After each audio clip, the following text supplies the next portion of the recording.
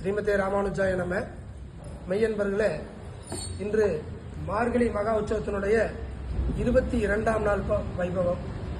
ஆண்டாள் மிக அற்புதமாக அனுபவிக்கிறார். இந்த பாசுரத்தில் பெரிய பெரிய மன்னர்கள் எல்லாம் உலகத்தில் இருக்கக்கூடிய அனைவரும் வந்து உன்னுடைய பள்ளிக்கட்டு கீழே சங்கம் இருப்பது போல நாங்களும் உன்னுடைய திருவடி கீழே அமர்ந்திருக்கிறோம், நீ கண் துயில வேண்டும். 6வது பாசுரத்தில் மெல்ல எழுந்து அரியன்ற பேரனும் சொல்லுவான் தோழி எழுப்பும் போது. பெருமாளையும் அதே மாதிரி சொல்றா. எப்படின்னா, நீ கண் துயில வந்து திங்களும் ஆதித்யனும் சந்திரனும் சூரியனும் எப்படி மெழுதுவா எழுதுவாங்களோ அது மாதிரி துயில் எழணும். 2 கண்களை கொண்டு கொஞ்சம் சிறிது கொஞ்சம் என்னை பார்க்க கூடாதா அப்படின்னு விண்ணப்பிக்கிற ஆண்டாள்.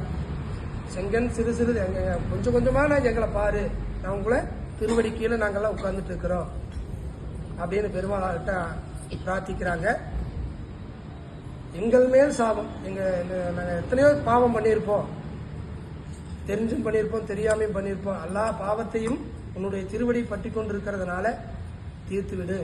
எங்கள் மேல் சாபம் இருந்து எங்கள் நல்ல பாவத்தை தீர்த்து ரட்சிக்கும்படி உங்களை பிரார்த்திக்கிறோம் அப்படின்னு ஆண்டாள் கிருஷ்ண பரமா இடத்துல விண்ணப்பிக்கிற பாசுரம். இது எப்படி அனுபவிக்கிறான்னு பாருங்க. அங்கன்மா ஞானத்து அரசர், அபிமான பங்கமாய் வந்து நின் பள்ளிக்கட்டு கீழே, சங்கம் இருப்பார் போல் வந்து தலை பெய்தோ,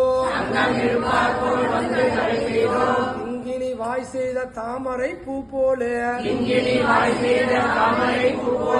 செங்கன் சிறு சிறுதே எம்மேல் விழியாவோ,